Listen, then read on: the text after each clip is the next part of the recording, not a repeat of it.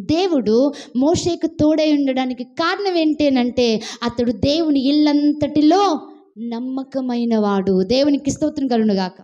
దేవుని ఇల్లంతటిలో మోషే నమ్మకమైన వాడు. అంటే దేవుడు అప్పగించిన ప్రతి పని దేవునికి ఎలా చేశాడో తెలుసా? చాలా నమ్మకంగా చేశాడు.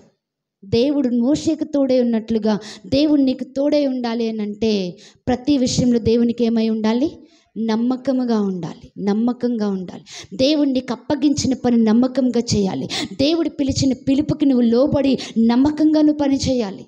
నీ భర్తకు నువ్వు నమ్మకంగా ఉండాలి, నీ భార్యకు నువ్వు నమ్మకంగా ఉండాలి, నీ పిల్లలకి నువ్వు నమ్మకంగా ఉండాలి, పిల్లలైన వారు తల్లిదండ్రులకి నమ్మకంగా ఉండాలి. నువ్వెక్కడ పని చేసినా, అది ఉద్యోగమైన, వ్యాపారమైనా, ఏదైనా సరే నీ యజమానునికి నువ్వు ఎలా ఉండాలో తెలుసా?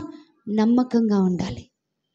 అదలా నువ్వు ఉన్నప్పుడు దేవుడు ఖచ్చితంగా ఎలా ఉంటాడో తెలుసా? నీకు తోడే ఉంటాడు. నమ్మకమైన వారికి దేవుడు ఏమై ఉంటాడు?